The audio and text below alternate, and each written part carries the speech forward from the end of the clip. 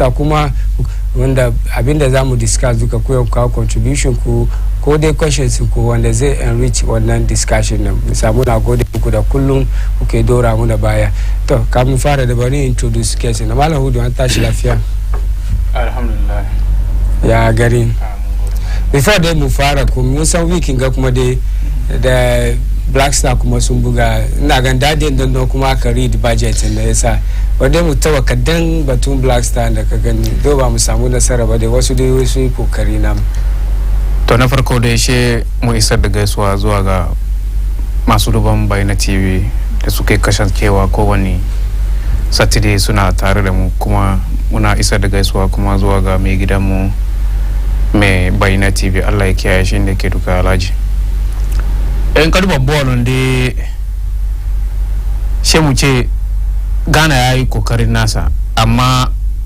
officiating bai favor mu ba don kadu ba sun buga ball first half ga mun contain pressure from Portugal all throughout first half na to second half nan penalty nan de nike ganin kaman referee na ya on the side of the decision not to go and look at the VAR because I institute on technology so that anytime you are in doubt koko kana shakka wani abu ka je ka duba to ya take decision players na require koko suna for the man kamar ya je ya duba VAR before you confirm decisions na sai kiya ka understand and it sent a lot of people talking wasu sports connoisseurs on the suka san rules na way da VAR ne fi su kira shi tunda ba su kira shi ba tankan shi zai use shi bai yace no ba an ce maka ka je ka duba no su za su kira shi tunda ba dole bane su kira shi akwai there are two ways idan su da kansu ya je duba koko players ma could have insisted kuma ya je duba koko no wasu dai su ce da VAR kasan su ne like 4 officials team na da su fi su kira tunda ba su kira shi ba dai bai da wanga pedo amma an ce maka kaman je ka duba ya fi je duba because I'm still wondering na doubt why BJ ya duba ba saboda ba kira shi ba yan VR nan ba su kira shi zo duba ba sai ba kira shi shi da kanshi bai je duba that's the rule pay what the ba an kira shi ba shi da kanshi bai je duba you see the whole system is set up not to favor Africans that's how sometimes I see this sometimes can understand because wasu kuma yana affected even duba judgment na ka ba way Cristiano Ronaldo man of the match wani ball ya buga ni ban wani ball ne buga ba kana sana but overall they players musui kokari but officiating doesn't favor them gonna do referee na kaman an sanction or something like that because he was not fair to Ghanaians at all he wasn't fair to the Ghanaians because they tabashi bo kadu ba playback na be play na be tabashi akan gaba ya dai fadi dai ne kuma ni na kaman maybe some sunan shi conspiracy theories are breeding meaning kama ana so dai wannan conspiracies ana so dai ya cigo ya set one record kaman kowane World Cup da ya cigo but overall the players did their best. I think that we still have some more room to improve. Ina gan kama next match now will be something that is non-negotiable. We need to win. We are in trouble. So overall, the players did well.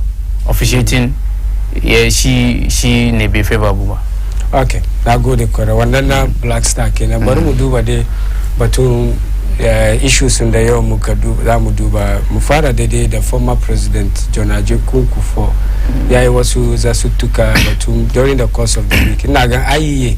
So now when the constitutional review processes, so now engage stakeholders that will be so came when ziara daga enamini pukwasi Pedrasi Ngwande yake sheye wanaza tukabatu Council of State. Muslim Council of recently masonzo in the news because of Toby Afede kudin da yemar batun esgration shi da ya kawo su tuka dewa Polado Mochirezo cikin da menene to recently kuma former this week kuma former president shi yana gan kaman Council of State in the Kenya suke advise president in that it's not fit for purpose tanka abinda yasa aka yi su aka set up sunan ba su suna aikin nan yanda ya kamata yasa shi da yana suggest mu samu another chamber of parliament maybe in the form of an upper house the lower house parliamentary system muna use only unicameral ni the parliament unlike the US or Nigeria federal states in those cases upper house, lower house, senate da ya sauran su dai da shi ma suggestion da yake nan sai nake ce so dai wa presidency nan suka soka sannan suke irin wasu duka in san one time kuma yayi magana batun 4 years system da muke 10 year da muke yin first term second term da shi ma ya ga kamar a yi shi 5 years or wanga amma wannan ya soka sannan ya fadi don bai so ya fadi tamun da yake kan mulki bane ta ce yana so ya extend powers shi yasa ya ka gani batun council of state especially coming from magazatutukan da ya zo even prior to wannan magana former president batun Toby Akfede da sauransu kuma mun san the council of state secretion of the constitution ina ga suna meet ma 4 times in a year suna kuma da inda president kuma ya feel the need a meeting su kuma ina a meeting su me kai menene ra'ayinka dai batu ya ke kiran shi council of state as it is currently da maganan da former president ya yi na to maganan da former president ya kawo da na ga ba sabon fira bane don gabanin ya sauka kan mulki ya kawo wannan ra'ayi kuma among other rayukan da ya kawo so this is not the first time koko ba na farko da yake kawo wanga ra'ayi ba kuma so dewa ana magana shi magana ya je kwanta as to wa zai tashi ya initiate wannan because da'iman mun discuss wanga abu kowa kuma ya amince cewa kaman council of state sun outlive purpose su lokaci ya kai a collapse ko a scrapping shi off amma wa zai doki wannan mataki politician nan no zai doki wannan mataki ba inda ya zama yana benefit from the status quo he is not motivated to act ka understand mba ka ba the idea koko ra'ayin da ke cikin kawon council of state ya dace kaman system sarautan Ghana yana muke da shi a ce muna da manyan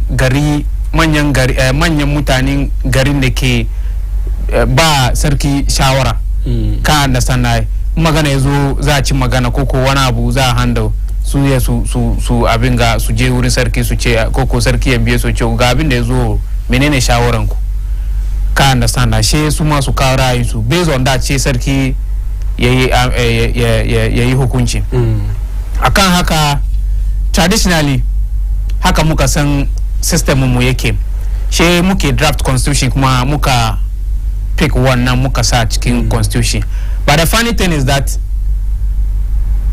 they Basel to play one role because under case command they are only advisory in the sumba president rai iya so educate ya aiki da shi in bai so ba wani law da ke kamun shi ko ba wani ya sunan shi dokan da ke kamun shi to that extent nan kaman they are not even supposed to be there in the first place because mutumin nan ka ba shi rai iya so doki in bai so ba wannan is inconsequential. And therefore, I don't think that's not binding. It's not binding on him to actually implement what you tell him. So on that basis, I've been issue Council of State as an institution.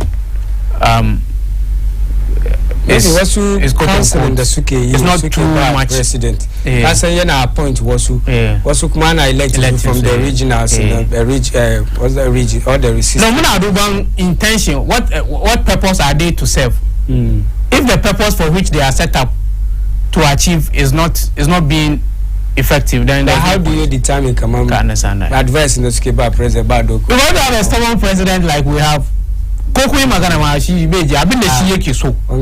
not being fair to the president. Maybe sooner advice she can was what decisions they when they take through Council of State, Council Nasukabashi. President it's been established, he doesn't take counsel. Come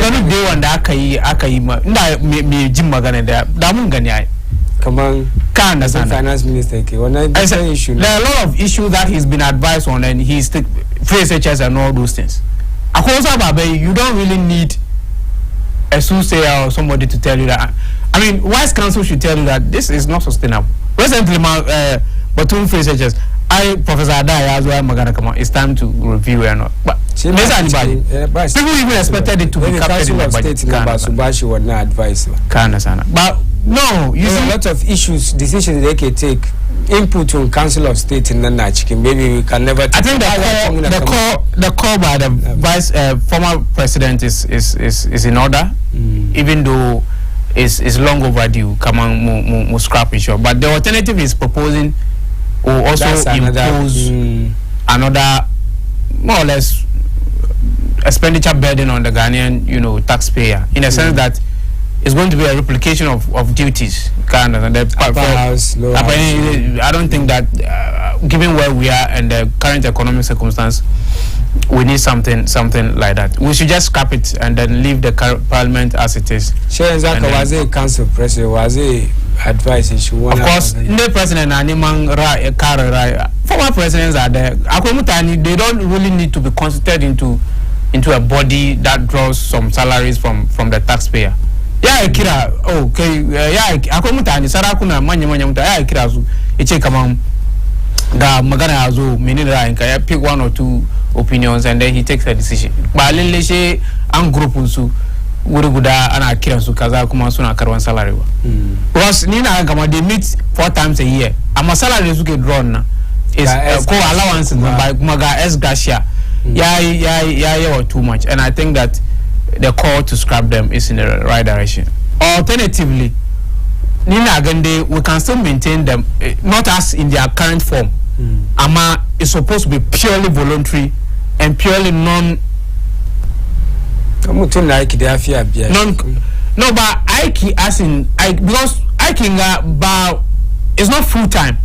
By full time, but as and when. So as and when no machine that's the meeting name. Couldn't they spend low, but couldn't low she that been to the state can take care of. So the allowance. I'm per diem for sitting for the meeting.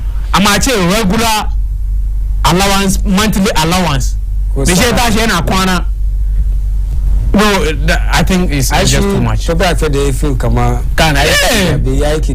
just one car 4 years na car kumanda dokimusu babban kuduwe S gracia.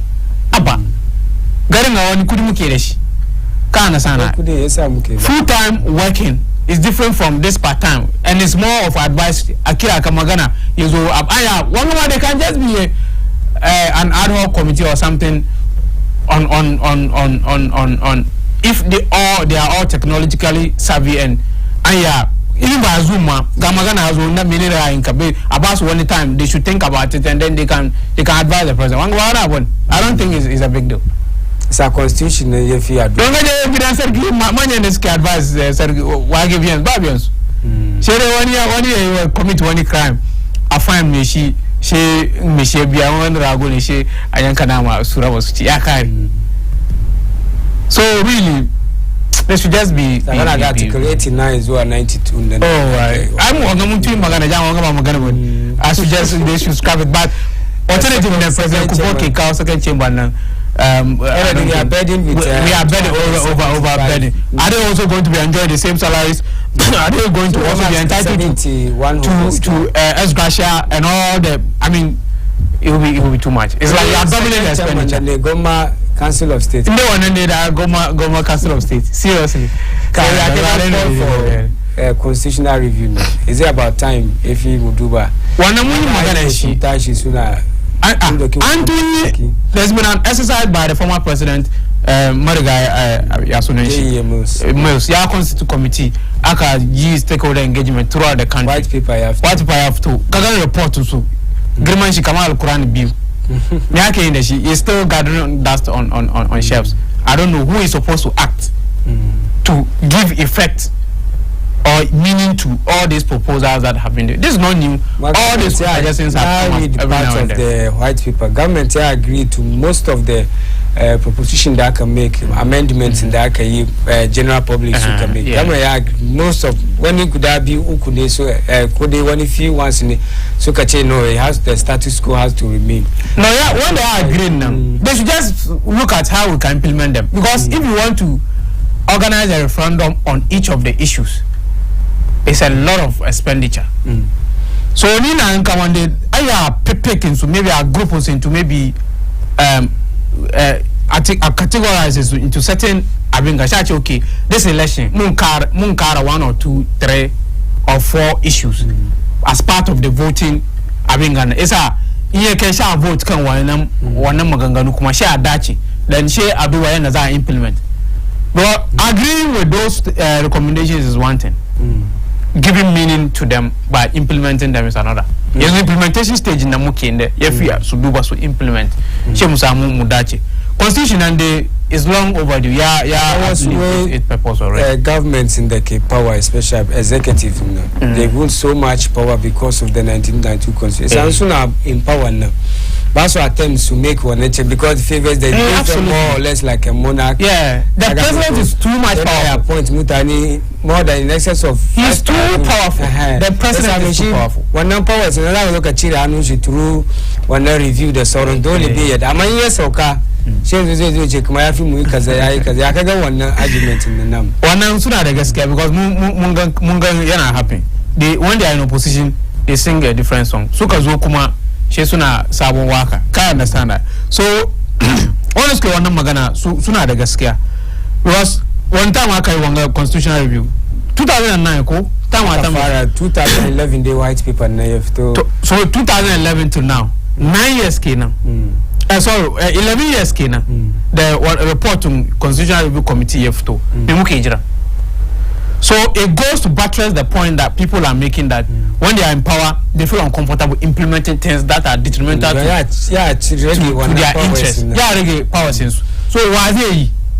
Kuma sura also get the sharp in the eye one. No parliament knows that case so sana. So come on, kakao sariki initiate process in the so yerege karfi sariki. Kalu me they one aiki. But most citizens now we have a role to play to bring pressure to bear on government to begin to act in the interest of the entire nation by reviews carrying out the proposals. My second chamber second chamber I don't think it's necessary. It's another bed. Second chamber the Council of State. One is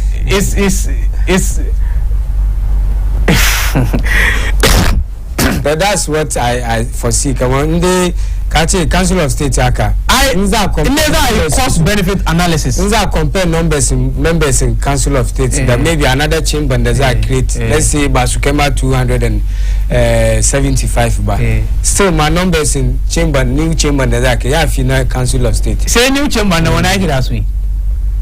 Is it purely advisory? Yeah. Or they are going to serve a check on the local lower. They are going to serve as a check on the lower chamber, or how is the dynamic going to be? Are they going to be? Or we are just going to do them because we want to mimic the UK parliamentary system or democracy? So that's about upper chamber. And that's what are they going to do? For me, I don't think that is necessary. Already, man, for what I said 275. America with the in terms of the population and the life size and everything and all the money they have. How many parliamentarians or senators do they have? So these are some of the things. Nigeria, let's not look at Nigeria. Nigeria is big. From a federal system, their government, the governance system is different and they are big. Can't understand that. But here, a small country of 30 million population and land size of 200 square kilometers, and we are just. I'm not surprised in 2024 and creating new constituencies, man. Now this political gerrymandering should stop. We just create constituencies just to favor us. It doesn't make any sense. It just only expand the expenditure of government, and it doesn't really bring any benefit. If you look at the regions that aka constitute, what did aka samukai? The new regions that aka create northeast there su yasunansu, northeast Bono West, Bono East, and upper. What the benefit is umuna? Ana chewa cow development. How wouldn't Kaduba? We are only multiplying the expenditure of government. Meanwhile, the benefit that we are supposed to derive from some of these initiatives are not coming. Then what's the point? So the president is a good call to scrap the Council of State. One for the can't understand that. Finally, can't issue. But alternative that he's proposing, Nankaman Akau lower chamber, Niban ridership, because at the end of the day, is going to further balloon. In that Araba chicken parliament in the Mukereshin and I reconstitute so that we have lower number of parliament, then we can have that. Among with 275 MPs, all drawing salaries and 4 allowances and rent allowance and all this, we create a replica of it as lower or upper chamber. It's challenge. We are not ready for that. It's the economy. It will be too much for us to be able to do. Alamura Gari inda muke duba dai batun labaran da ya shafi kasar mu Ghana. Kamar kan naka sani, this week former President John Ajekun Kufuor, one day served Ghana from 2000 days zuwa 2008. Ya yi wasu zatutuka batun dai Council of State where is not fit for purpose. Tanka abin da yasa haka aje wannan Council of State na basu aikin su yanda ya kamata, kuma yana gan kamar basu da wani amfani haka, basu contribute wani abu haka. Isa shi da ya saura da shi kada dai ya fi a cire wannan Council of State, kuma bayan yi wannan shi a kuma create another chamber, kuma ba mu san the structure of irin chamber da yake whether another parliamentary plenary ko dai another parliamentary setup ne.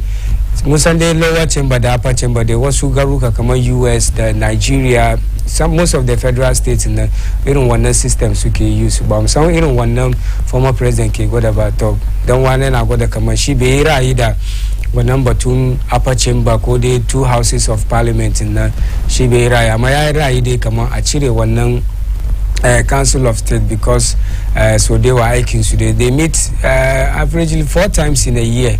So they maybe president ya find the need kama yana need maybe to meet kuma wannan kuma ama by the constitution, and I think they meet like 4 times in a year to discuss issue. So okay, council president ko suna advise president there was zatutuka the issues.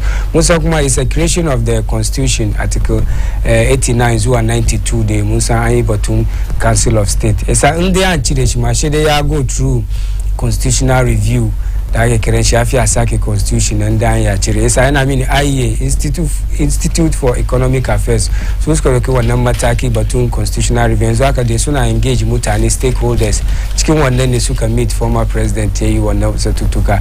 Esa wannan issue muke duba muke dika kuma ko kawo ra'ayin ku batun dai Council of State. Mun gan exgration da aka ba to be akfedin da ya koma da shi yazo zama maganganu da yawa, wannan duka ya raise issues about the relevance of the Council of State. Har yau da muna ka al'amuran gari, suna na Jamu Muhammad Ibrahim inda ne da Hudu Yusuf shine administrator Umma Work Fund ina kawo ra'ayin shi dai batu zatutukan da muke yin da topics da muka yi. Yanzu haka kuma da zamu duba another issue da shi ma during the course of the week muka gani inda MP for Jomoro kenan ita kuma wani ya kai ta court. MP NDC ne daga Jomoro Western Region kenan, wani ya kai ta court wai tana da passport na Ivory Coast, tana da na Ghana, yana min na US kuma isa ita ta zama dual citizenship kenan na Ivory Coast da Ghana kuma nan ce dual ne ya zama uku da ya zama wani abu daban kenan, still da ya consider shi as dual citizen.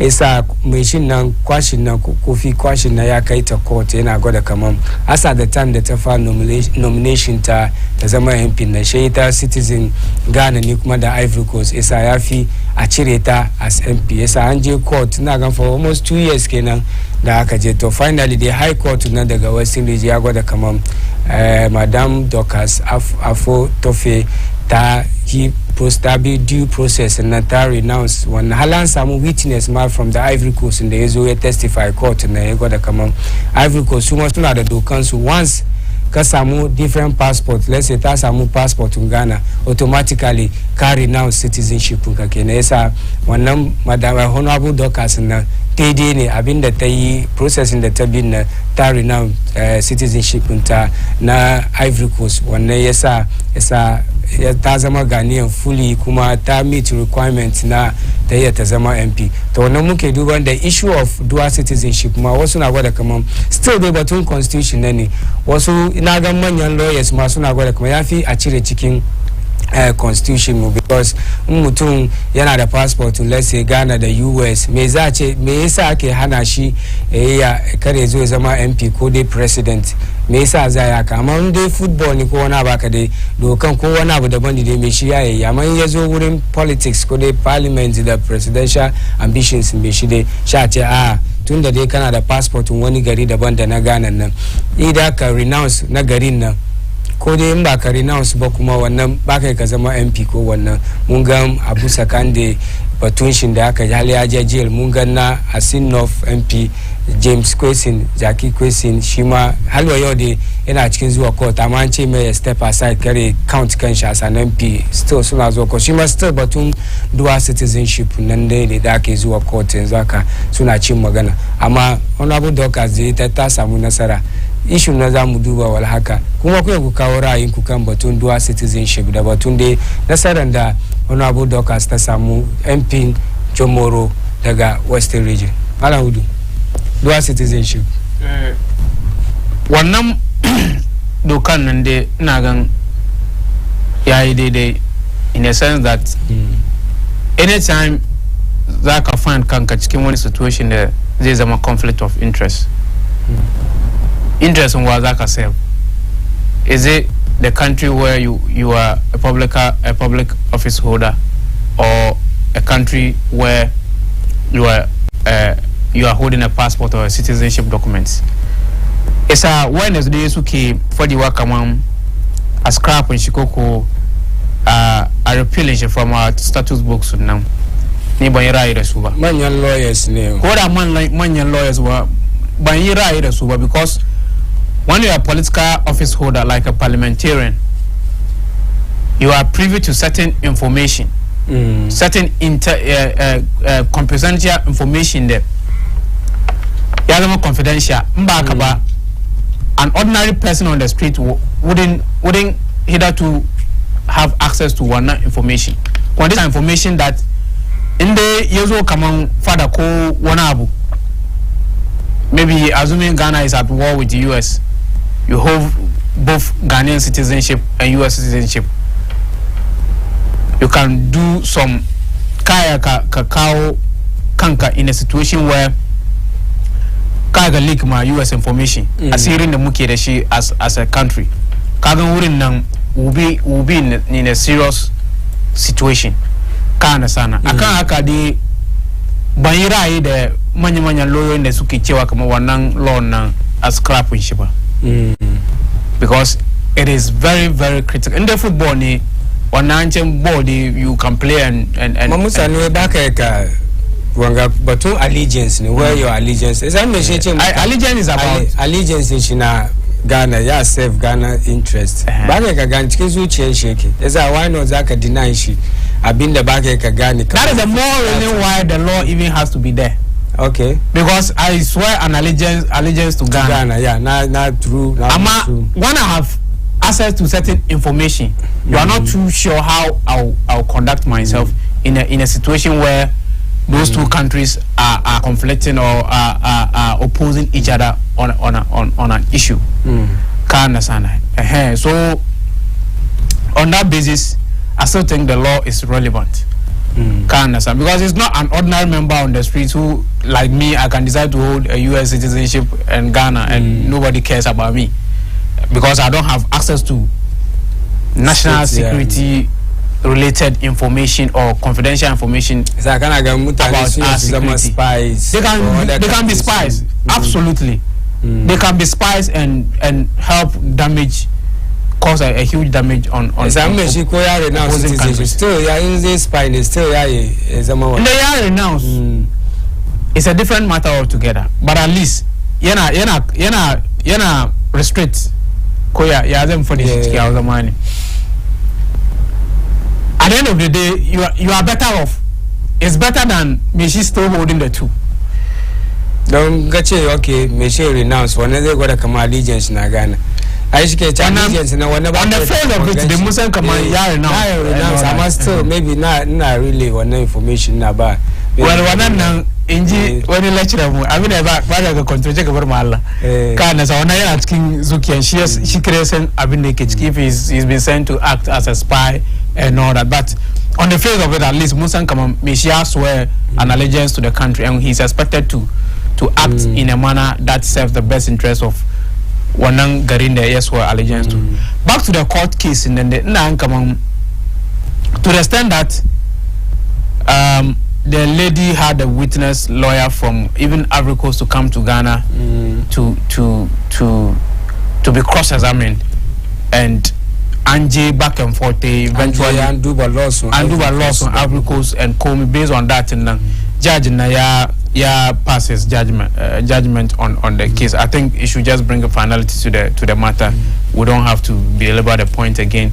Najwe, the MPP was trying to see if exploring the option of appealing the case to the Supreme Court, but eventually I don't think it's just much ado about nothing. We should just close the books. Council Machine has the right of appeal. No, he has the right of appeal, but the point is that to what end? We are almost 2 years into the administration. Fine, you can pursue the issue, but I think the judge in this issue has done a due diligence on the matter, and has brought his or her judgment. So there's no need to appeal. Fine, you can appeal if you want to go the extra mile of satisfying yourself, but at the end of the day, I don't think the decision will be overturned by the Supreme Court. Because now the dynamics of that case is different from now as enough MP now. Can't understand that. It's an entitled renounce. I think there was some doubt as to how effective the renunciation was, given what the laws of Ivory Coast, says.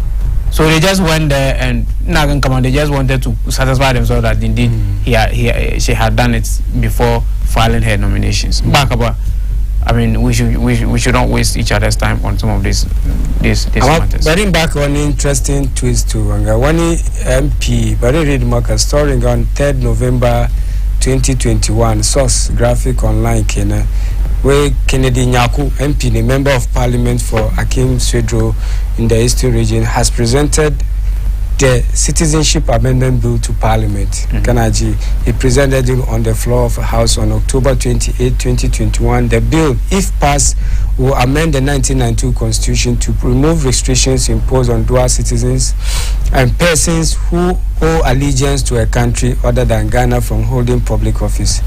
Positions dual citizens can occupy if the bill is passed include ambassador or high commissioner, secretary to cabinet, chief of defense staff, inspector general of police, director of immigration service, and MP, member of parliament, Kenya, where the bill has been referred to the Constitutional, Legal and Parliamentary Affairs Committee for consideration and report. So where President Nana Addo Dankwa Akufo-Addo Kenya in 2019 said the government will be laying a bill before Parliament to allow persons with dual citizenship to hold public office, describe it as the Diaspora Engagement Policy Bill, and was being worked on by the Office of Diaspora Affairs. Quote, Kenya, we know from example of several countries where truthful collaboration between overseas nationals and governments bring national development and prosperity, and let us emulate them. Unquote, Kenya. He noted and cited countries like China, Israel, Kenya, and Ethiopia as having leverage bonds with diaspora for development. The question of political rights of dual citizens is an issue for Parliament and an opportunity for Parliament to address this issue. I am happy about the decision taken by the Office of Diaspora Affairs, headed by Akwesi Ewua Ababio, to work on Diaspora Engagement Policy Bill to help deal effectively and efficiently with issues affecting overseas Ghanaians. President Akufo-Addo stressed. Among the restrictions outlined in the law, Ghanaians with dual citizenship cannot be members of Parliament, Chief Justice, and justices of the Supreme Court, Ambassador, High Commission. Already, but to Article 94 Kenya Constitution that a person shall not be qualified to be a member of Parliament if A, owes allegiance to a country other than Ghana. It's Article 94, but dual citizenship on the MP.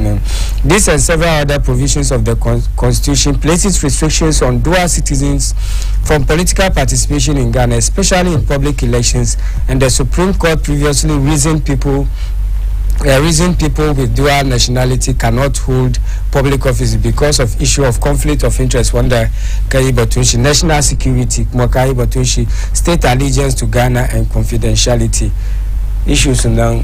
I think if government is considering doing something like that, private members bill wana Kennedy Nyakunde Kao President Akufo-Addo Kumoyai Batunshi Tanka and the Kiwani Mataki in an effort to do one Article 94 Nanda aka Ba Mutan aka stop Okode Hana Mutani from having dual citizenship and them being a active participant in one being an MP Kode one state official. Yes, Magana come so that we can get foreign nationals to help build foster development and all that. It's a good decision, but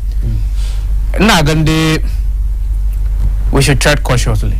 It's something that we have to be careful. Very slippery territory that we have to be careful how we navigate our way out. But also very successful. So we should take all those case studies.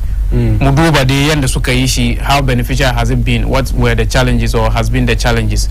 She suduba su mu craft na musad that be kauna wani masala, because I'm for change that leads to better society. But it was important to have been the Supreme Court reason the Suka Bayer. Naga, you agree with some of them.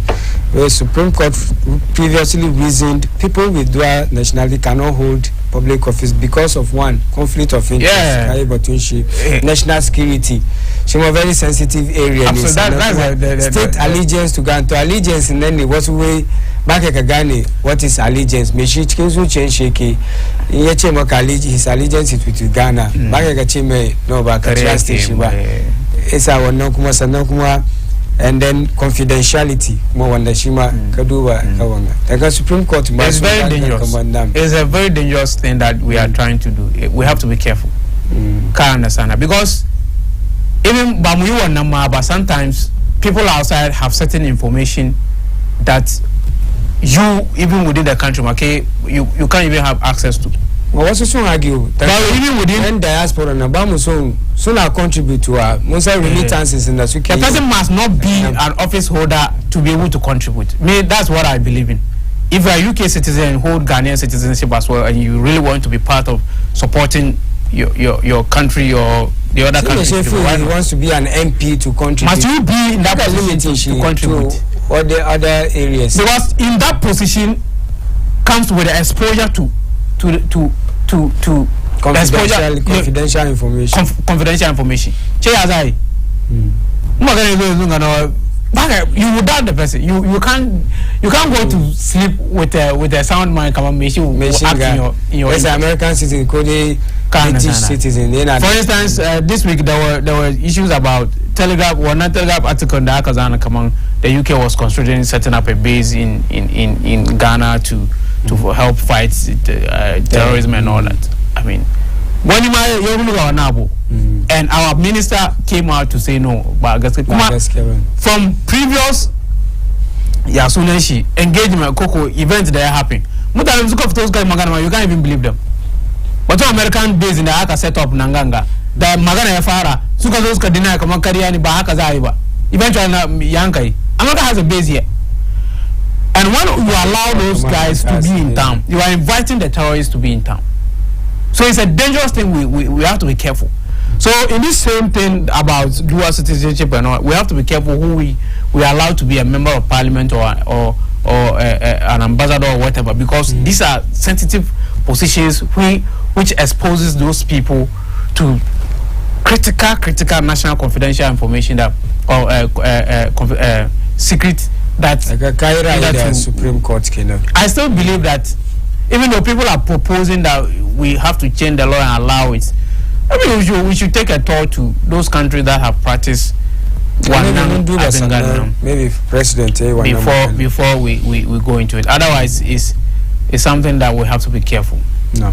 To jama'a loyo da muna kan al'amuran gari da muke duba batun labaran da ya shafi kasan mu Ghana cikin wanga mako mun ga issues da yawa batun budget ya zo mun zo mu tattauna kan wannan mun ga batun kuma dual citizenship da inda honorable Dorcas Afotofe ta kuma ta samu nasara batun da kotun da aka kaita na dual citizenship ana gwada ita citizen Ivory Coast ne da na Ghana to wanda kai ta court na bai nasara ba ta samu na ga zure ta samu wani sigh of relief ta ta concentrate kan constituency da parliamentary aiki don zuwa court ma ba easy bane up and down nan da sauransu it's a relief for her and the NDC as a party kuma mun duba wannan issues kuma sanan kuma mun duba batun former president kuma kufo yayi wasu zatutuka batun council of state kuma yayi batun another second chamber wannan duka mun duba muka tattauna suna na Jama Muhammad Ibrahim ne da Hudu Yusuf muke zama muke tattauna wanga issues ka al'amuran gari mu ku kawo sakannin ku mu read mu duba abinda zai enrich discussion yanzu bari mu duba minority kuma sai mu doki mu shiga cikin batun dai budget minority we sun reject wannan 2.5 VAT value added tax da aka kara though ya take effect 2023 kuma pending parliamentary approval kenan though the budget ya zo mun san ya go through processes daga parliament and he was voting da sauransu in aka passing shi dai dan zo VAT na ya zama 15% currently dai na at 12.5 na approve wannan 2.5 ya zama 15% kan kayan da za a ji a sai karuwa ya zo kan kenan wanda kuma za su sayar su ma sun kara wannan 2.5 shi ma za mu duba duka da cikin budgeting da aka read mun ga e-levy kuma shi ma an rage from 1.5 na yanzu aka 1% kenan amma this time around where ya shafi all transactions ba shi kaman 100 Ghana threshold nan ba shi kamar shi da ka send beyond 100 Ghana yanzu ko 20 cedis abinda dai muka gane kenan ko 20 cedis 50 cedis zaka send wannan 1% na ya shafi ka sun spread it across yasa raba dai mu duba na minority da suka ce kaman so ba su accept wannan 2.5 na VAT na minority sometimes we magana haka ma je parliament kagan at the end of the day what abinda aka fadi shi no ne me za su yi parliament especially with the numbers in the muke ganda na coming days parliament are very interested in debating this 2023 budget don mun gan position minority kama ba abinda za su accept abubuwan da aka na gan ba VAT nan kadima da wasu new policies in the code measures in the austere measures in the government they take 2023 now. Parliament of Ghana sometimes mutunye do as we observe so now I want to take into serious kuma because they say one thing they do something else. It doesn't track from the appointment of she finance minister. Nesuka Fadi, Basu approve. Hey, Bamu Yada Karisha Yankai. They deceived us and they went and voted and approved the guy. Akazu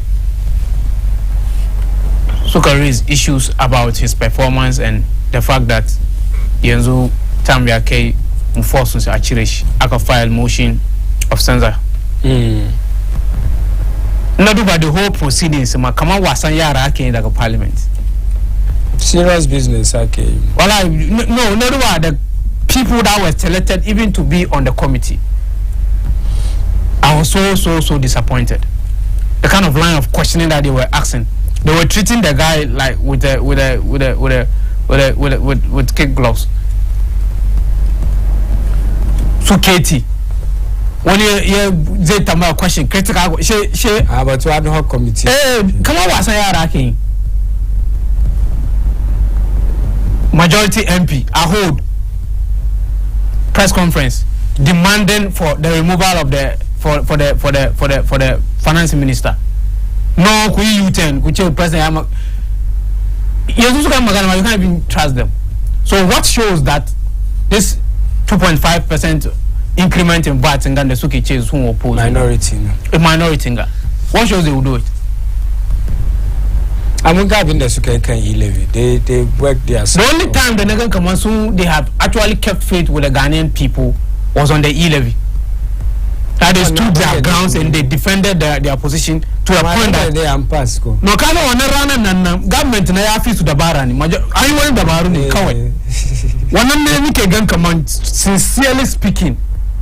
Majority live even with that Mamuta and still they live up to the billing. No. But even with that people had issues. Can't understand. So for a long time we had always seen parliament as a rubber stamp until this parliament structure and at least we have some sort of hang parliament there. Zebari, the legislator to be real, check to or onto the executive. Like hang parliament in the Mukedeshin. They are even between us, and their party interest is always taking center stage when they have to take a decision. So new problem with the minority. I don't even see whether we should trust them or not. It's another matter. I must go that time we levy, but I can the Sukadoki. No, they come answer. No, even the approval of Kenneth Orata was a wrong thing altogether. Up in issue. That was the problem. Approval. That was the starting of the problem of all these issues that we are facing. To even approve the guy to be there was the genesis of our problem today. And then there is some process in the animal organization. So one time he recused himself during the voting. And she ever demanded raising she to a certain level of moral high standard. Come on, this guy is somebody we should look up to. So they speak, they say one thing, and then the next time you see them acting in a different way. I never expected them to even sit in parliament to listen to this man to read the budget, because you've told everybody that by the Zakai Kazamaka Mutuminga, he has to be kicked out. And the majority of minister. No, they also are. But they are filing for vote of motion of vote of censure. What are you saying? You don't like him, and you will not. They said they will not do business with the man. So for them to even start in parliament, one have money to keep quiet. Majority as well. To keep quiet and listen to the man. Previously the hecklings, they sat quietly and they listened to the man as if nothing happened. In the issue naked, they wouldn't debate. Answer debate when budget 2023. Answer vote. In the real action, I was full of surprises. I was full of when they kept quiet, no heckling, nothing. Maybe it's a plan that out of respect Sukabashi. Respect for what? It's not. When you said you are for such a man. One number issue bunny. Issue nani in the ZA vote, in the ZA debate, in the if you to take action. Whether soon heckle should buy or never make one. No, during the debate, the only vote is this, right? They will argue their cases. In the last one, maybe they say they won't accept the 2.5%.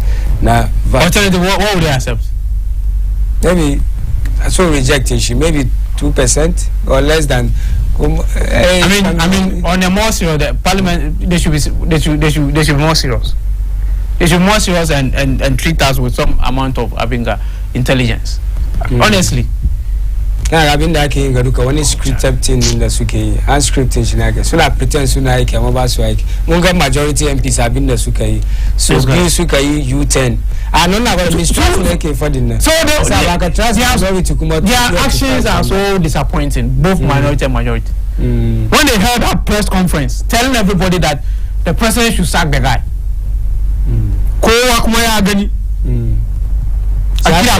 With 3 weeks, meanwhile, you said that your constituents, you make reference to your constituents. Come on, Ghanaians are saying they should sack the president. So on that, they should sack the finance minister, and on that basis, you are calling for the president to act. Akira Kuno party intervene. No, so are you serving the party's interest, contrary to the interest of the Ghanaian people who put you there? Party, you are supposed to represent the people, not the party.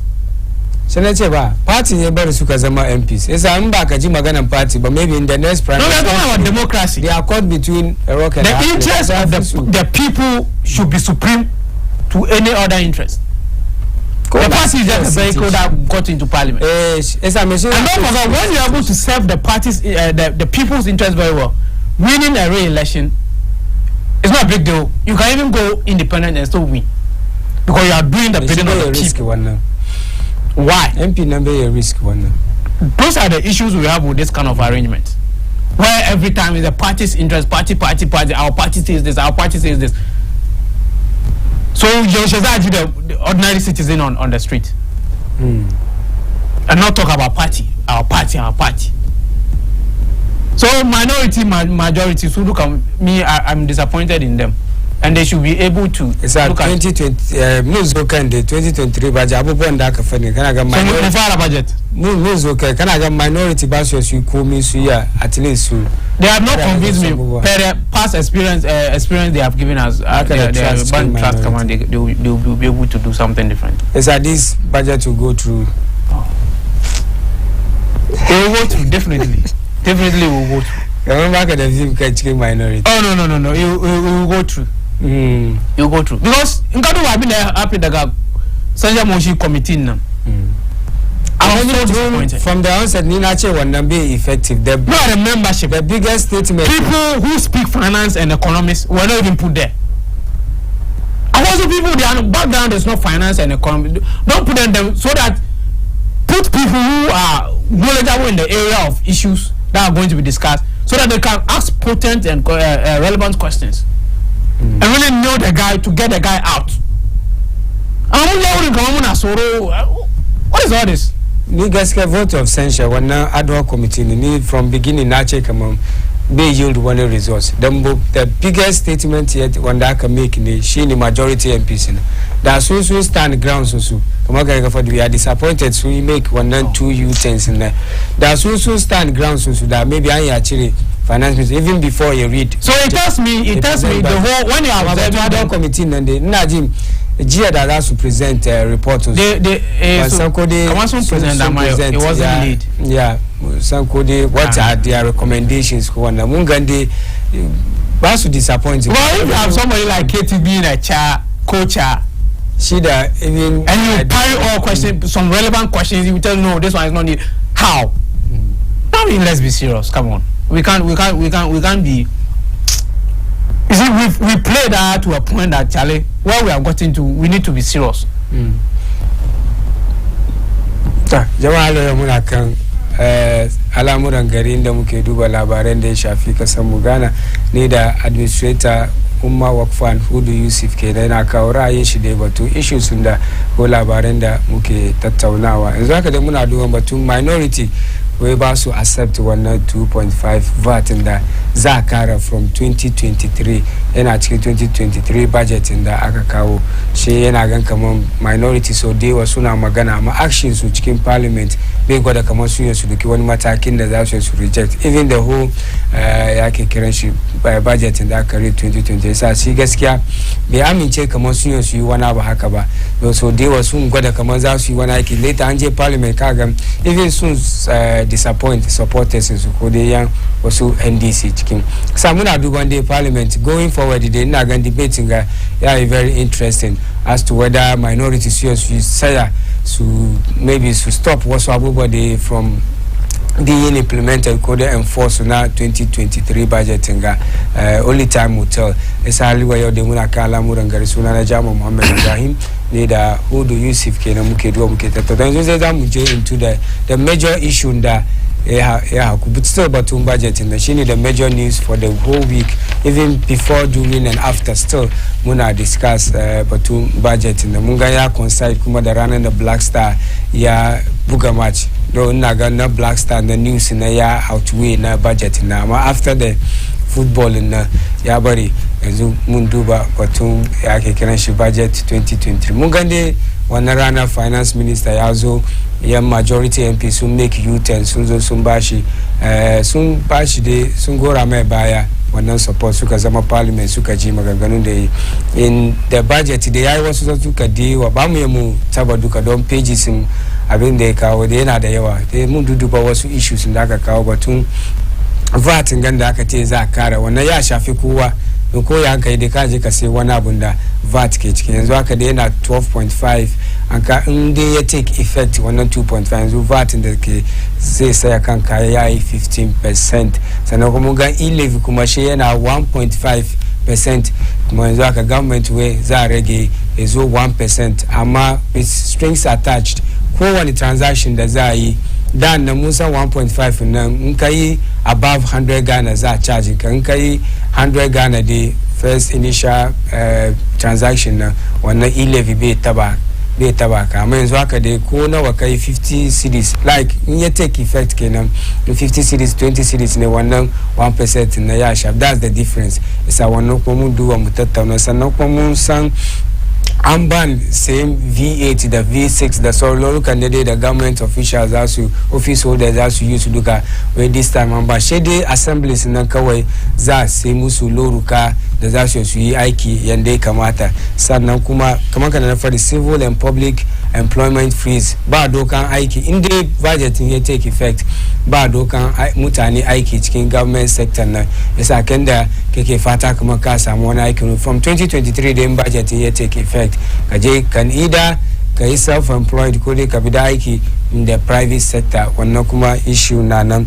Sannan no new government agency, ba establish one new government agency, ba establish one new government. Musa akwai government agencies they were ana establish to from 2023 nan ba establish any new agency. Da zatutuka da yawa yana nan. Sannan yi batun leap kuma from 45 Ghana cedis da ake ba mutanen da talakawa ne kuma they are very vulnerable, so they were livelihood empowerment against poverty leap kenan ana ba su kowane wata wani kudi 45 cedis. Yanzu haka da government wai zai kara musu saboda abin ya kushe su kadan to 90 cedis na gan payment kenan za a ba su. Wannan duka mun duba mu tattauna, sannan za a create wasu jobs kuma ba wasu matasa ko businesses startups da sauransu duka dai mun duba mu tattauna. Dai lokaci ya ba mu hanya kenan mun duba mu tattauna batun budget nan dai mun san issues su ya ji hal cikin next year kenan.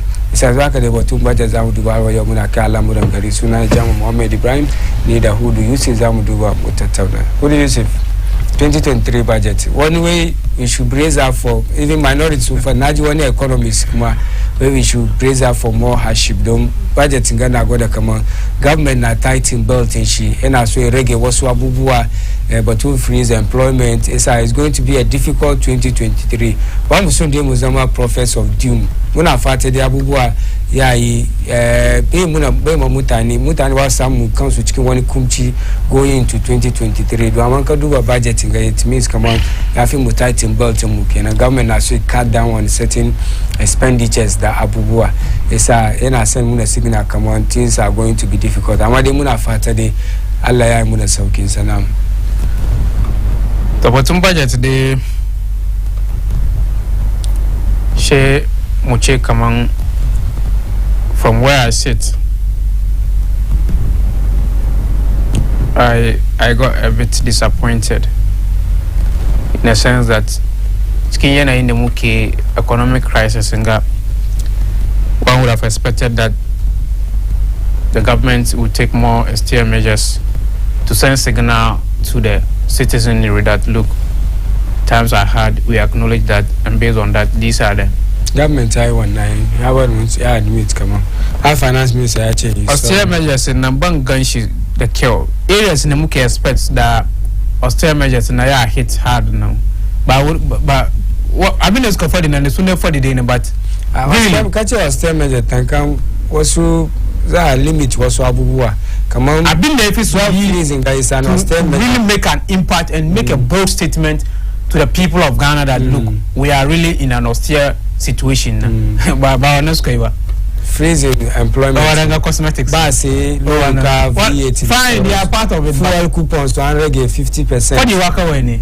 I areas in the Muke expect to send a bold statement in now.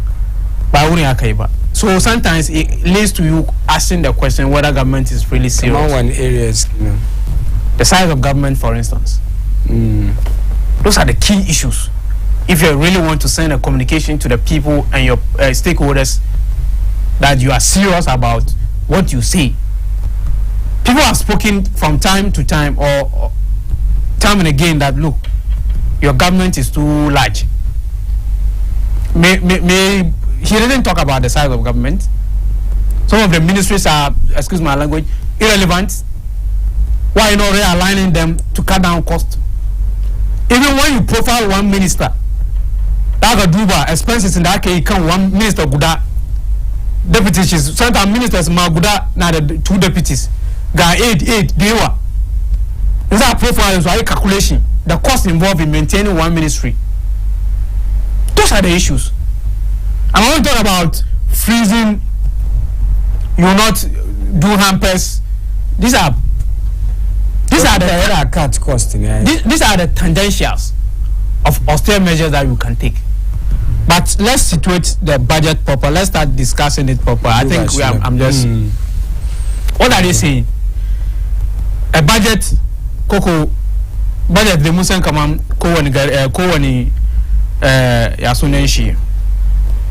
Shekara zamu kare wannan shekara mu shiga sabon shekara. Gwamnati ya kawo muna statement yadda ke gwada kaman ga kudin da muke neman ya shigo muna kayan da muke neman mu spend wannan kudaden nan. In this time da muke cikin ga, we would have expected that at least ko ya zai ma dai we should be matching our expenditure to our revenue. I'm a Fadi, where they are expecting to raise revenue of 143 billion Ghana cedis. Internal revenue and the Muki expect more raise 143 billion Ghana cedis. Share expenditure we wanna expect must spend in excess of 205 billion Ghana cedis. 205 billion Ghana cedis. Nkaduba akwe deficit. A deficit of over 61 million Ghana cedis. Wannan kudin nan shine shortfall na yafi mu je mu neme to be able to spend what we want to spend. Now, Nkaduwa previously, especially the media budget review in the Muka Abinganga, we saw the fact that government says we will spend it. At the end of the day, they end up overspending ma. Meanwhile, we say we want to cut down expenditure as part of austere measures to contain the economic situation that we are in. So again, Nka compare Wanga to what they are saying. There's a disparity or there's a clear contradiction. Now, Nkazo, what strategies they are looking at in raising revenue? There's no any new tax that has been introduced, which is a good thing to me. But if you are expecting to raise 143 above 1 I think it's around 43 billion Ghana cedis extra from what you spent this year, you should be telling me or giving me more tax handles that you are expected to raise money from, apart from the increment in VAT, which is 2.5%, which is expected to raise some 2 billion Ghana cedis extra. Banga when different tax strategy tax being implemented or when it tax existing tax in the IK increasing. Rather, e-levy Mukegan Kamang already is not meeting its purpose or is not fit for purpose. And for that matter, sooner she from 1.5 to 1%. One if it's part of the revenue expectation, then I don't think what we are expecting to raise 143 billion Ghana cedis now we will be able to raise.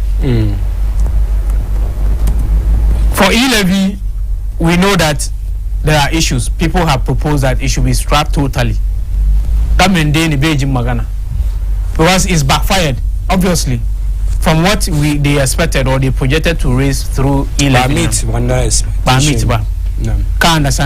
And to make matters worse, because of the poor people in the system, Kumkao threshold of 100 Ghana cedis exempted from e-levy. Yezaka kun chiri wannan. Koka send 50 pesos ma kabia e-levy. Then you are further impoverishing they're already downtrodden. Because don't forget, just last month, statistics of Ghana from Ghana Statistical Service is telling us that over 1.4 million people have lost their jobs. So there's more hardship. So when you do this, you are worsening the already impoverished people's situation. Can't understand that. So we would have expected that E-levy would have been scrapped completely, which we are disappointed. By reducing it by just 0.5%, I don't think it makes any difference, because the impact you have made, the negative impact the E-levy has brought on the whole mobile money space, is better than this cosmetic reduction that they have done. It won't solve any problem. Now the austere measures that they said they have taken, one, they said they are not going to, they have frozen public sector employment. It's a good thing. Of course, the IMF deal, even eventually, would have been one of the measures that maybe it was maybe IMF is in the right direction. Again, the business about the use of government vehicles, the V8, that is only going to be allowed for cross-country travels only. I have an issue with that, even though on the face of it is a good thing, but I think enforcement will be difficult. They didn't give us details as to how I enforce one now, because in the law na hanu meshi after the she so really it's just a statement Kawasuka make, it won't make any assemblies any difference. When new V8 one thing that I think is a good thing is the fact that soon there's a need to buy a new vehicle. It will be locally sourced. These are the things we've been calling for way back. Gasu kantanka duka suna nan. Amanga say low rishemu jemuna import. Again, you need dollars, and that will put a run on the city. So if they are going to stick to it, mark my words, if they are going to stick to it and enforce it, I think it will be a good thing to at least help our local industries. They also talk about the fact that there will not be hampers for 2023 and all that. It's also a good thing. But overall, importation, where they will have it by 50%. Overall, and stuff. My challenge with all these statements is that, one, they are scanty in terms of details, but really, detail as to the implementation of it, how detailed the strategies are going to be, and how possible is it going to be to enforce this. The Parliament wouldn't debate, I'm coming. Further. Because most times they will come, 30% expenditure cut on the side of government appointees. Yours, Zamani the Kai, Muya track. What are the matrices or the KPIs to show that indeed we are on course? We implement one now from January 2022 to December 2022. We have saved 1 million Ghana cedi, 2 million Ghana cedi, and this is where the money has gone to. You the one information. I quite right to information. Maybe can request cars. Let's not go there. Okay. Can't understand. We would have expected that to really make an impact on the expenditure side. Ministries like railway ministries should have been subsumed under transport ministry. Because that ministry, I don't think they are even what have they done? Have they added any abinga to our railway? I don't think they have done anything. The minister is there drawing salaries. His vice or deputy is also there driving all the V8 and all the perks that come around the office. I'm sure they have two or more aides. So that is where the expenditure cut should have come from, or the austere measures to have really gone to. You talk about presidential staffers. People are there, just they go to the office, they read graphic, it is for the close, and they take salaries. No, it's happening. The whole place is choked with party boys and girls, and really there's no productivity.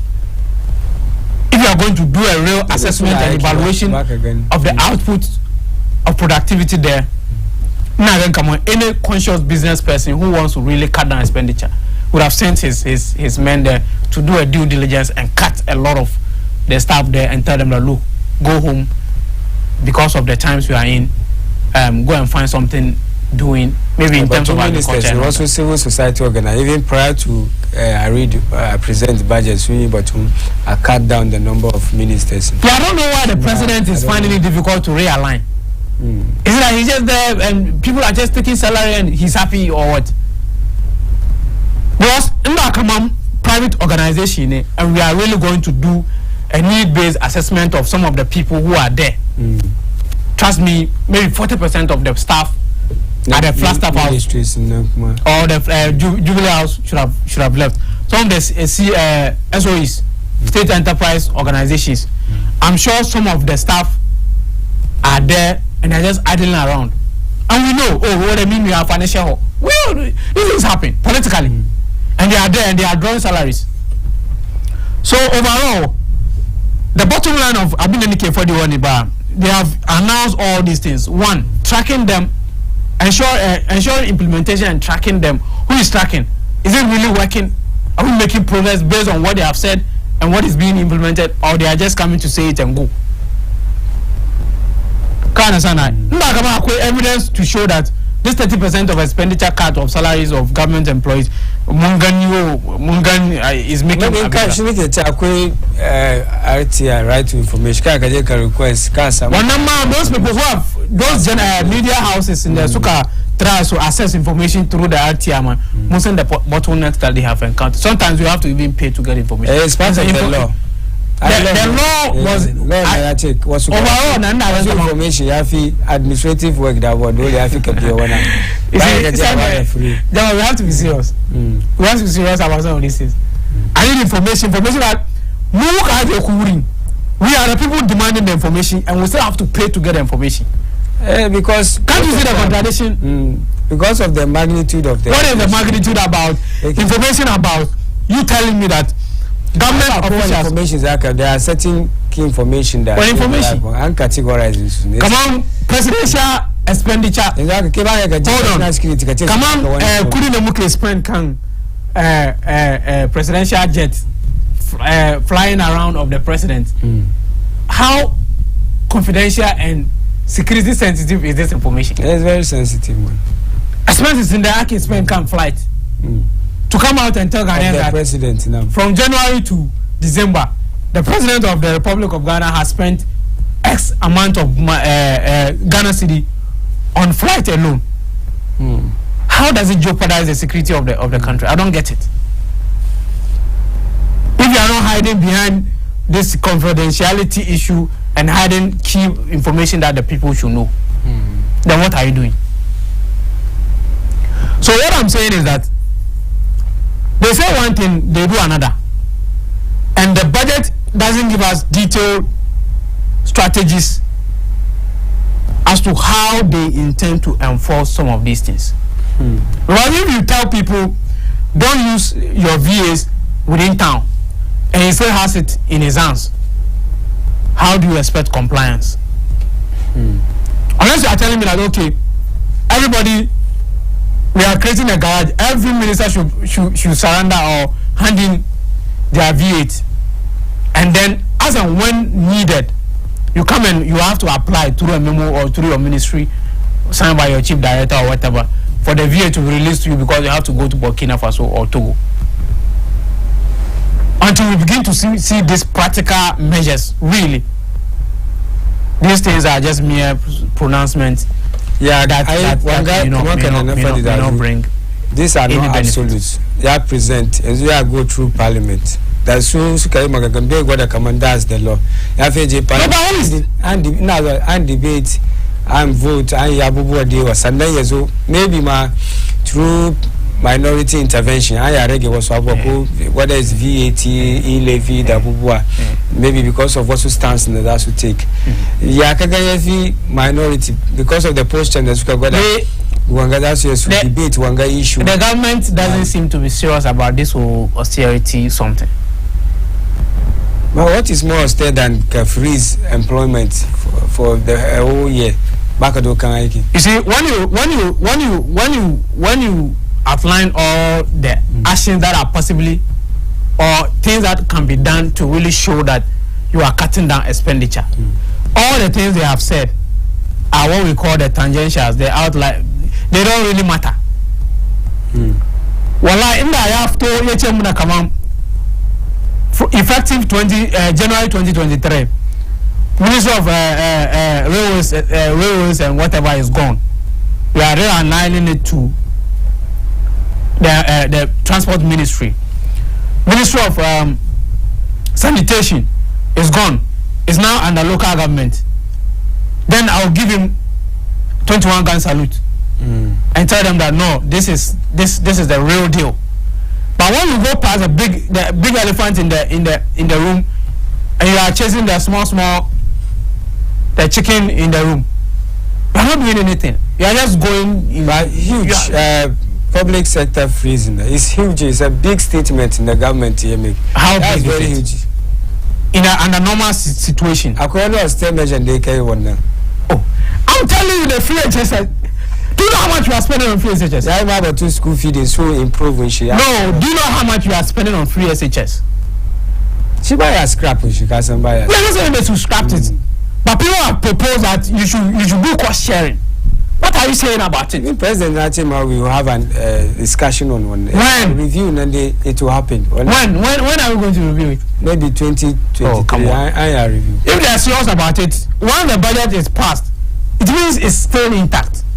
Because this is an opportunity to tell Ghanaians that this is what will happen in 2023. So what do you expect for the free? So if you are reading your budget statement, that tells me what will happen in 2023 as far as your expenses are concerned and your revenue are concerned, and you don't mention free SHS.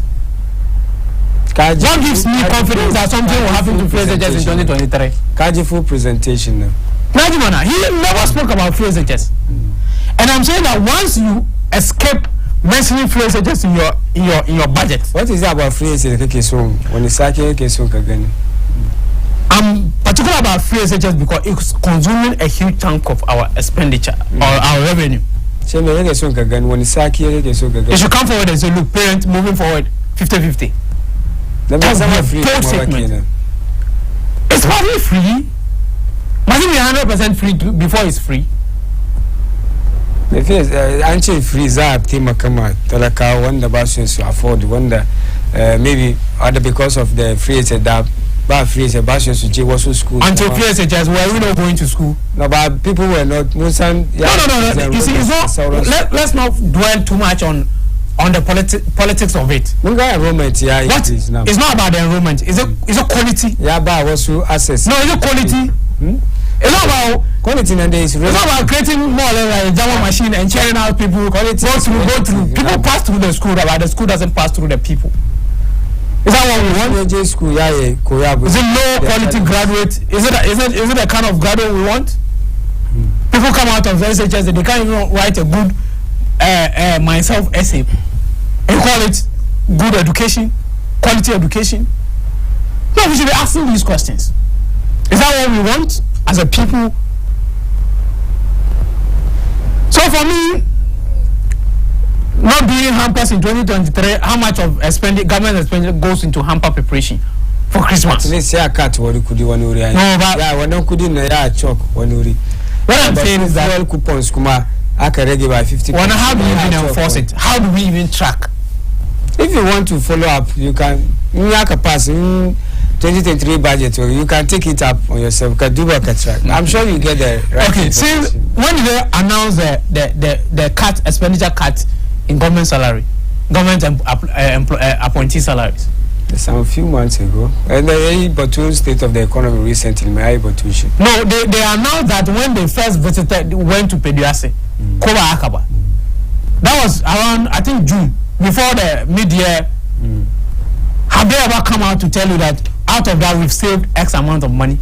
She need to check out follow up. Cash interest wouldn't be. No, but you don't have to wait for people to even dig to bring out the. You yourself, you know, people are concerned. You should come and tell us.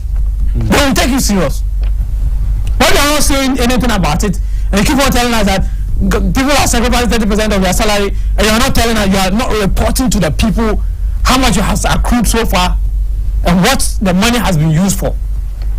And you come and tell us more, we are frozen employment. How sure are you that all these things will be done? I freezing on. And one thing that we have even made a bold statement was even the government, the president, not going to Qatar. These are some of the things. The president is not the one responsible. Why should you go to Qatar? Why shouldn't he? You think it's tangential issue, but it's a big bold statement that would have been made by even doing a video and telling the player that, look, I would have loved to be there, but given the situation, I can't be there. So he's not responsible for the reading of the. That's why he appoint or take. No, but when you tell the citizens to tighten their belt, no, you yourself. Qatar is still in the national. I think it's useless. It's about the Black Star. It's about the country. It's as useless as anything. Qatar. Maybe they had. I think it has a motivate. No, the point is that we are a nation in crisis. But even the US president didn't go. Those who have money, they can afford to fly there. They didn't even go. Liberian president, Yaji. Never. No, don't compare yourself to Liberia. No, I'm just saying. Our economy is worse, in a worse position than Liberia. Must he go there? If they tell you the expenses around his going there and coming back. Yeah, build one 6-unit classroom block for some school kids in some village. When you actually, but she's a rich budget, so why should you? No, but she's a rich budget. But so in this situation, psychology of the people matters. You are telling us that you know Bakudi, come on, Baba Mune, yana gida, Bakudi, you after Abinga, Balango. Amaya gida, say yesomuku. We should be serious. We should be serious. You could have just done a video or even a Zoom call or conference call or whatever to the players and tell them we are behind you, blah blah blah blah blah. And maybe through that, man, physical presence, yeah, it's useless. It doesn't make any sense. I mean, even as a person, I have a problem with how much we spend on this whole national team. I mean, I'm not even getting any results. That's one another debate altogether. No, but it's part of the expenses of government. If you are even spending more money than even the winner of the whole World Cup will be giving, are we not supposed to call some of these things into question? Since when? How much have you not spent on Blaster? Yeah, and what are we getting out of it? You have millions of dollars in this World Cup. Do you know how much they have spent on preparation towards the World Cup? But it brings. No. You see, if you have money to spend and you are doing all these things, fantastic. But not when you are hungry. You are telling the city now, even 1 cedi, you will charge e-levy. 1 cedi transfer, no more transfer, you will be charged e-levy. By 1%. By 1%. That is. It tells you how desperate. Revenue generation. Okay, so I saw some of debt. No, debt issues. It's a two-sided. Hold on. It's a two-sided equation. As you work on revenue generation, you are working on expenses.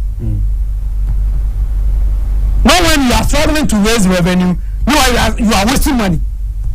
How? You are also wasting money. You are also wasting money. For these governments, I don't know how to describe them. They are wasting money on unnecessary things. Because really, we can take all the ministries one by one and do a real cost-benefit analysis of their existence. How much the taxpayer is spending on their existence and what value we are deriving from them. If you're able to do that, you come to terms with the fact that we are just wasting money. Ministry of Sanitation, it could have been an agency and the Ministry of Local Government, and they could have solved this. In any case, members could achieve. He promised that by the time he's done with his first term in office, Accra would have been the cleanest city in West Africa, or is it Africa? Who is marking that?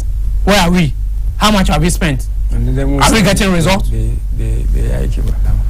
are the questions. And me having the Kedamu Naba, we should see you to be modest in your expenditure. Don't go to Qatar. Tell people that look, times are hard, but we are behind you. For all you know, I can calculate maybe his Zoe should come over. That come on $200,000. The hotel and she the co she all the people that will go with him. And you are saying that we can't save money out of this thing. I don't think it's. You know, if you go about his bash, you know, you want him. You want to talk to the people, tell them that you are with them. You can't do that even through just a 5 or 10 minute video and send it to them on WhatsApp. If you have done that, the players will, President Mwayachi Obakudi. So, okay, come win match, my winning bonus, my bam carbon. It's a bold statement. The citizen will know that, our people are concerned. Players soon check us carbon. Also, as you want now. But when you fly in a private jet to go and be in a hotel and waste our money, and you tell me to pay e-levy, you think I'll be willing to pay? Exactly. But now let me just end it there. In conclusion, we still have a budget deficit of 7.5 budget. We are 7.7 budget deficit that we are projecting. I don't know where that money will come from. Now that we can't go to the urban market or capital market to borrow. Now that locally they are even talking about a haircut, which earlier they have denied. They said it in the budget. Now that we are going to talk about where would they get the money to fund the budget deficit? So for me, the worst budget I wanted to see would have been a balanced budget. We are not spending more than what we are anticipating to raise. That would have made some sense. I'm a 61 billion Ghana cedi projected budget deficit. Nadam Jamusamu Nankudi. Koda I am of 3 billion Ghana cedi multiplied by the current exchange rate. Yeah, I can 61 billion. We still have to be borrowing. And for me, I didn't even see anything talking about how we intend to bring our debt level to a more sustainable level, so that moving forward in so overall budget in Nande, the austere measures are not austere enough.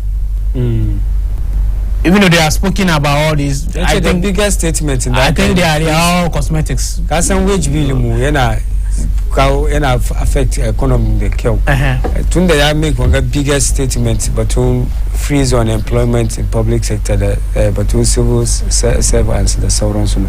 That's one of the biggest statement government in the case. So we are in difficult times. So we need to take this bold decision. It's a bold decision, card. I don't think it's any bold decision.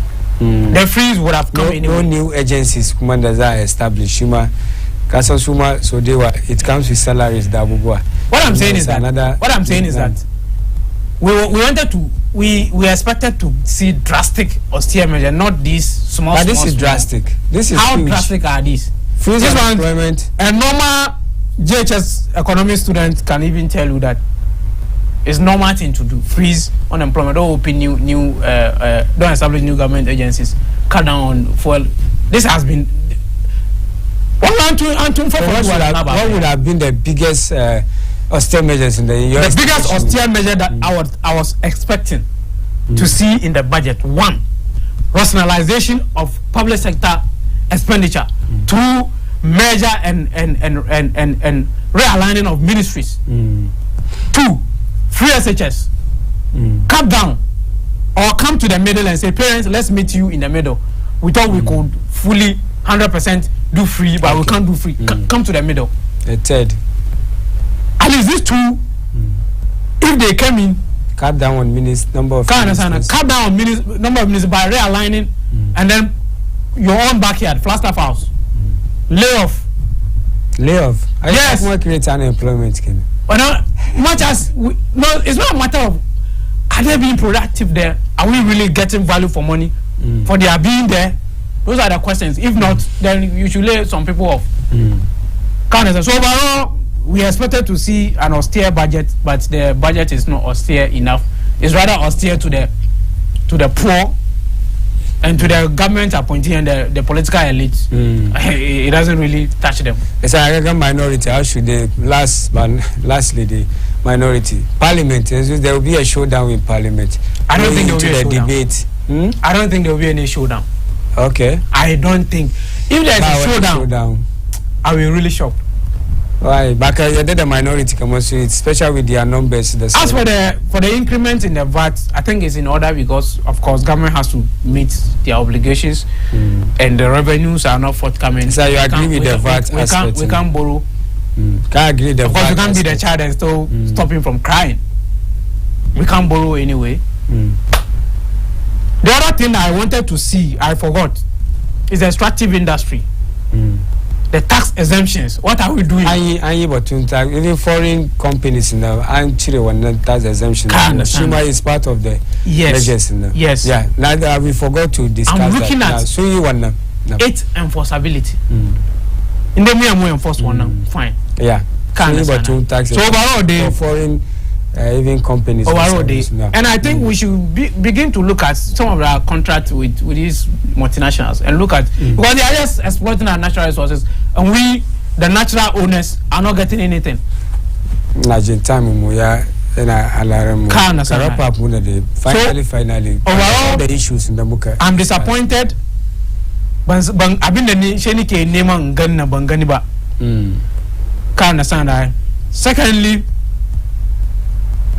I am disappointed with the fact that we still have a budget deficit to cover, and I'm doubting where we are going to get that money to cover to show up one deficit in that. So overall, as usual constitutional mandate requirements they are fulfilled, but for me there's nothing in there that gives anybody any hope, and even tells us that the future is bright. It's just a fulfillment of a constitutional requirement which they have done. They have put figures together. The budget itself, when you dig deep into it, the projections are not realistic. If you are telling me you want to raise 143 billion from your how much you were able to raise, you are raising extra 44 billion Ghana cedis. As to how you do it now, the budget, he doesn't really state it, apart from the increment of. No, we go into the debate on all that. E-levy, they shouldn't even bank their hope on e-levy. It's a total waste of time. The way it has been structured in the Hakaza, you have no choice than do one city. What I'm saying is that everything. There's no way out for anybody to shade bakaiba. They are only killing that industry. That's my fear. They are only killing the Momo industry. Okay. So, now the time we are producer and Bani signal come on time we are Nagadeza Ayazamu Christian discussion Mukamanka Mukasaba, Kowan Lokachi Muna Kamuko and Marco Muna Kamuku, Labarende Shafika Samugana Muna Select Wasu. This week the Moon Sunday Batum budget 2023 she Mayemu Batushi Akai Pan the chicken weekinga Samundu Mutatona de Kang Elimimu Abinda Muka Sani Kena Muka Fafadi Samum Gode Mukunda Coca Coca brother question Mungo the way you are doing a great Sanam brother Moro Tahiru Kuma messaging can be complete but Mungo Denda Kema Kasan messaging ka to Nagazamu dasa aya Munafata Nam Nangazamu dasa aya zamu wrap up inda muka ji Hudu Yusuf administrator Umma Work Fund kenan yazo muna karin bayani da ra'ayin shi da batu zatuka da mun duba batun former president Kufuor yayi batun Council of State kuma yana gwada sun outlive usefulness ko dai they are not fit for purpose kuma yana suggest mu samu second chamber wannan mu duba muka tattauna muka duba MP kuma Jomoro kuma da ta samu nasara masalan ta samu nasara dai da seat in ta Jomoro constituency da court ya ce high court ya ce kamar she was duly elected kuma ta meet requirement musa kuma yi batun dual citizenship da sauransu duka mun duba mun tattauna wannan article 94 nan da aka duba na dual citizenship sannan kuma mun duba batun minority kuma suka ce ba su accept ina ganin general ma sun debate batun 2023 budget za mu duba da me za su yi parliament tunda dai sun ce ba su accept wannan VAT da aka kara za a kara dai 2.5% da zai zama 15% in the minority way we accept in ba su accept tankan cikin parliament za su yi wannan ki muna duban kamar ga ce there will be a showdown in parliament going forward da mun duba abinda ya za a kare dai kan budget especially sannan the last but not the least ina ga issues na duka kenan mun duba mun tattauna insha Allah next week kuma mun zo muku da al'amuran garin da zamu duba labaran da ya shafi kasan mu Ghana during the course of the week sunana Jamo Muhammad Ibrahim wanda suka taimaka mini behind the scenes Dani thank you very much for the production da sauransu technical men duka mun gode Hudu Yusuf kuma mun gode kwarai da kai maka kawo ra'ayinka da kuka tattauna muna fata kowa na lafiya Allah ya sa mu kasance lafiya ni ta duban Baina TV connected to your world assalamu alaikum wa rahmatullahi ta'ala wa barakatuh